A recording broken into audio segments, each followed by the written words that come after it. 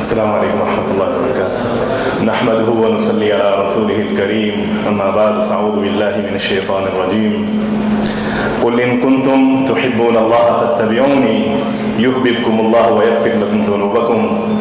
محترم بھائیوں، ٹائم کی کیونکہ قلت بھی ہوتی ہے تو اس لیے میں تو سوچ رہا تھا کہ اصل میں ہمارا یہاں آنے کا مقصد یہ تھا کہ ہم اس روحانی محفل میں اپنے جو سلف علماء ہیں ان کی تقاریر سنیں، ان سے درس و نصیحت لیں اور پھر اس کو اپنی زندگیوں میں ڈھالیں۔ لیکن کیونکہ شیخ صاحب نے مجھے کل ہی کہا تھا کہ آپ نے لازمی اسٹیج پہ آنا ہے، بہرحال میں دو باتیں کہوں گا۔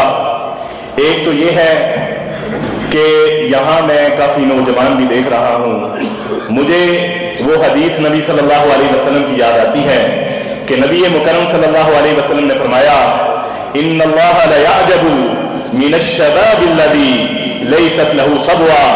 اور لوگوں، اللہ تعالیٰ اس نوجوان کو، اس حدیث میں شباب کا لفظ یوز ہوا ہے، شیبہ کا لفظ نہیں ہوا، بچوں کا لفظ یوز نہیں ہوا، بلکہ فرمایا ان اللہ لیعجب من الشباب الذی لیست لہ صبوہ۔ اللہ تعالیٰ ان نوجوانوں کو بڑی ہی اچھی نگاہ سے، بڑے ہی اچھے انداز سے دیکھتے ہیں۔ من الشباب الذی لیست لہ صبوہ، جو میچور ہوں، جو نادان نہ ہو، دین کے حوالے سے ان کے اندر میچورٹی ہو۔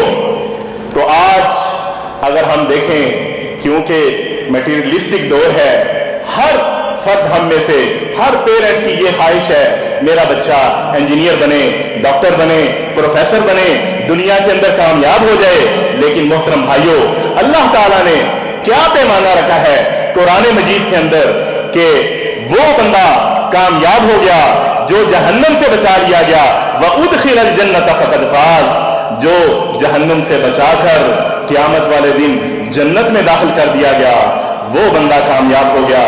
تو پیرنٹس کو میں اسپیشلی یہ کہوں گا کہ آپ کائنڈلی اس دور کے اندر بہت ضروری ہے کہ آپ بچوں کی ایڈوانس اور ماڈرن ٹیکنالوجی کی اویئرنیس کے لیے انہیں ماڈرن ٹیکنالوجی سکھائیں، انہیں ایجوکیشن دیں، انہیں سائنس اور ڈاکٹریٹ پڑھائیں۔ لیکن اس کے ساتھ ساتھ محترم بھائیوں، جس طرح قرآن مجید میں ارشاد ہوتا ہے ان کنتم تحبون اللہ فاتبعونی، اگر تم میرے ساتھ محبت کا جذبہ رکھتے ہو اور پاسداری کرتے ہو کہ میں نبی صلی اللہ علیہ وسلم کے ساتھ محبت کرتا ہوں، تو میری پیروی کرو۔ اس پیروی کے لیے ضروری ہے کہ ہم اپنے نبی صلی اللہ علیہ وسلم کی لائف کا مطالعہ کریں، ان کی سٹڈی کریں، سیرت النبی کا تذکرہ پڑھیں، نبی صلی اللہ علیہ وسلم کی صبح و شام کو دیکھیں، نبی صلی اللہ علیہ وسلم کے دن اور رات کو دیکھیں، نبی صلی اللہ علیہ وسلم کیسے بیٹھتے تھے، کیسے اچھے خامد بنے، کیسے اچھے بیٹے بنے، کیسے اچھے معلم بنے، کیسے اچھے سائنٹسٹ بنے، کیسے اچھے بزنس مین بنے، کیسے اچھے تاجر بنے، کیسے اچھا نبی صلی اللہ علیہ وسلم کا اٹھنا بیٹھنا تھا۔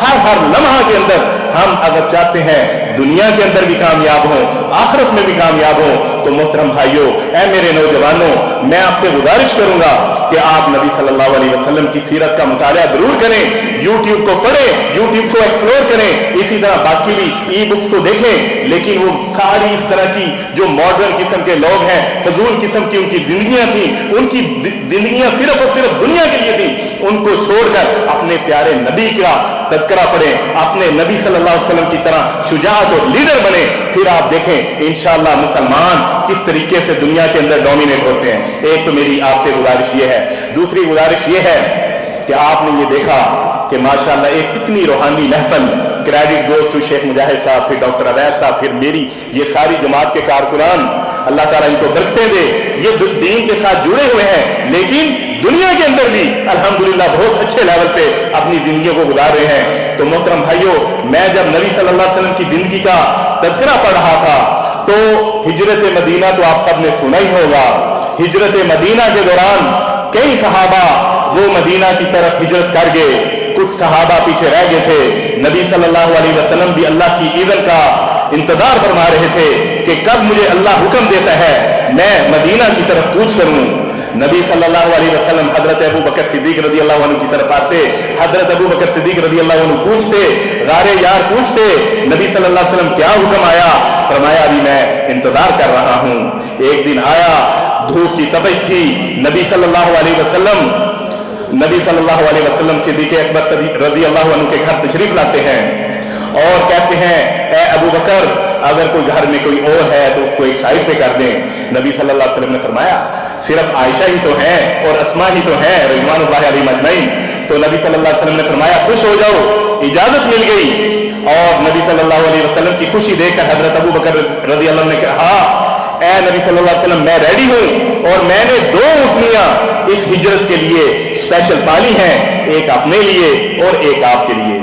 तो नबी सल्लल्लाहु अलैहि वसल्लम ने फरमाया, हाँ बहुत खूब, जो मेरे लिए ऊँटनी आपने पाली है उसकी कीमत मैं खुद अदा करूंगा। सुभान अल्लाह। तो नबी सल्लल्लाहु अलैहि वसल्लम ने अपनी दात के लिए किसी पर कभी भी बहुत पढ़ना गवारा ना किया। इसी तरीके से मोहतरम भाइयों, हम अपनी दात के लिए आपको नहीं बुलाते, हम कहते हैं अल्लाह के दीन के लिए, नबी सल्लल्लाहु अलैहि वसल्लम की सीरत के लिए, मन अंसारी इल्लल्लाह। आइए इस जमात के साथ मिलिए, अपना थोड़ा सा दुनिया में से टाइम निकालकर दीन के लिए निकालिए। इंशाअल्लाह आपकी जिंदगी भी बेहतर गुजरेगी, आखिरत भी इंशाअल्लाह बेहतर गुजरेगी। अल्लाह ताला हमें अमल की तौफीक अता फरमाए। वसल्लल्लाहु अलैहि वसल्लम।